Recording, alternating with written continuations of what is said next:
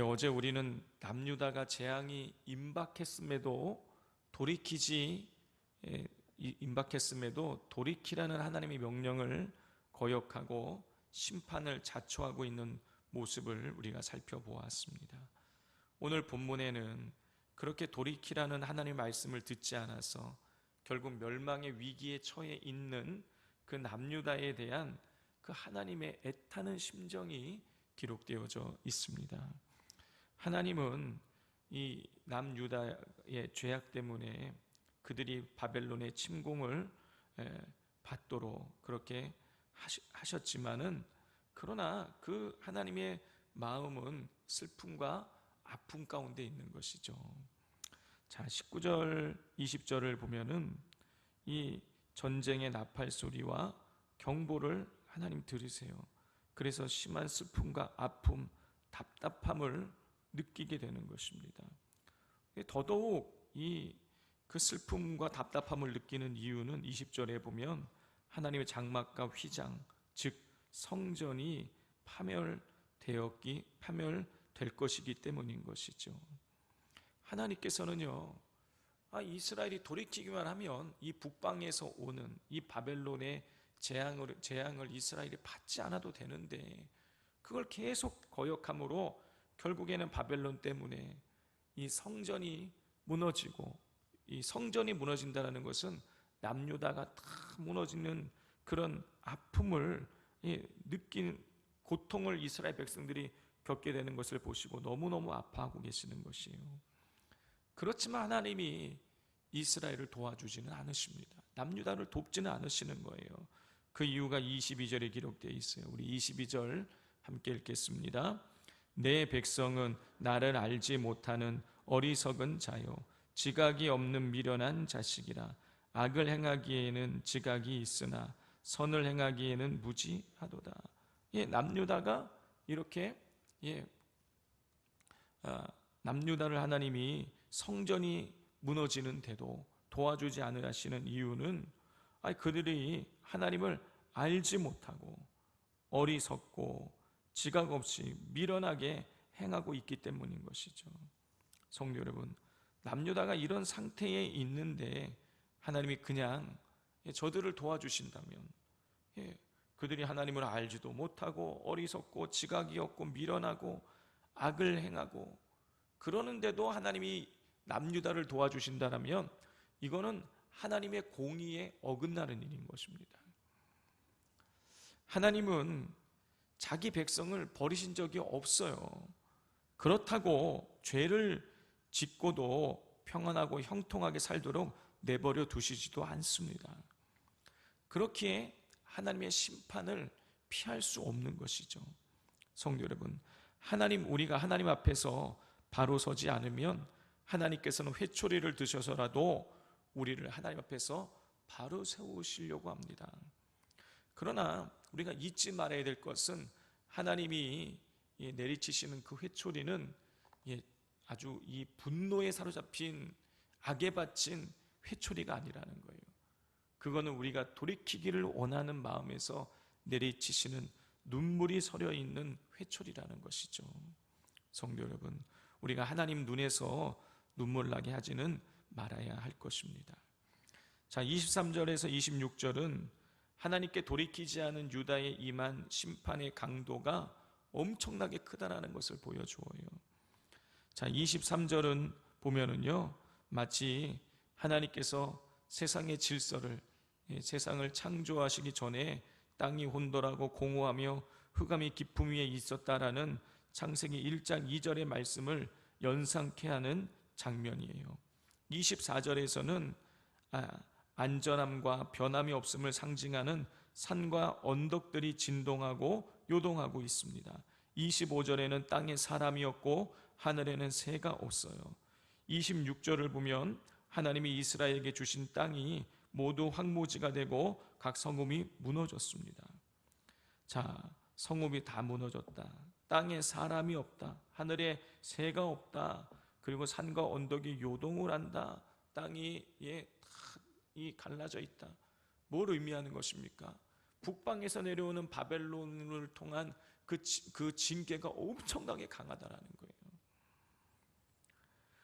자, 성도 여러분, 이렇게 그러니까 마치 하나님께서는 그 남유다를 심판하시는데 홍수 때에, 노아의 홍수 때에 모든 것을 다 쓸어버리고 난 이후에 이 땅이 드러났을 때 그 모습을 지금 그 모습처럼 보이지 않습니까? 하나님께서 노아의 홍수를 통하여서 죄악된 세상을 심판하셨듯이 그렇게 강력하게 남유다를 심판하실 것임을 지금 말씀하고 계시는 거예요. 그런데 이 남유다의 선지자와 제사장들과 왕들과 관리들은 우리가 어제도 살펴보았지만은 10절을 보면은 그들은 하나님이 우리에게 평강을 주실 것이라고 그렇게 믿고 있는 거예요. 자기들이 죄악을 저지르고 있는데 하나님이 우리에게 평강을 주실 것이라는 그런 엉뚱한 이야기를 하고 있는 것이죠. 자, 성도 여러분, 우리가 하나님을 의지함으로 평안한 것과 아니라는 것은 구분할 수 있어야 되는 것입니다. 우리가 하나님 앞에서 정직하게 행하면서 하나님을 의지할 때는 평강이 임하지만, 그러나 하나님 앞에서 정직하게 행하게 하지 않으면은요 재앙이 많은 것이에요. 그거는 우리가 하나님 앞에서 정직하게 행하지 않으면서도 우리가 평안할 것이라고 생각하는 것, 이건 아니람인 것입니다. 믿음이 아닌 거예요. 우리 깨어있지 않은 자들에게 임할 하나님의 심판이 있음을 우리는 기억해야 되는 것입니다. 안일한 자들에게는 심판이 있지만 하나님을 신뢰하고 의지하는 자들에게는 평강이 있음을 기억하면서 우리가 안일함이 아니라 진정한 하나님의 평강을 누리도록 늘 하나님을 가까이 할 수 있어야겠습니다. 자, 이렇게 하나님께서 돌이키지 않는 유다에 대한 강력한 심판을 예고하셨어요. 그러나 하나님께서는 모두를 진멸하지 않을 것을 말씀하십니다. 27절 28절을 같이 읽겠습니다. 여호와께서 이와 같이 말씀하시길 이 온 땅이 황폐할 것이나 내가 진멸하지는 아니할 것이며 이로 말미암아 땅이 슬퍼할 것이며 위의 하늘이 어두울 것이라.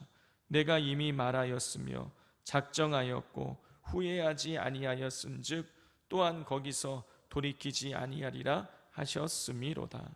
하나님은 온 땅을 황폐하실 것을 이미 작정하셨고 또 그 온 땅, 남유다의 온 땅을 황폐하게 만드실 것에 대해서도 후회하거나 그 뜻을 돌이키지 않겠다고 다짐을 하세요.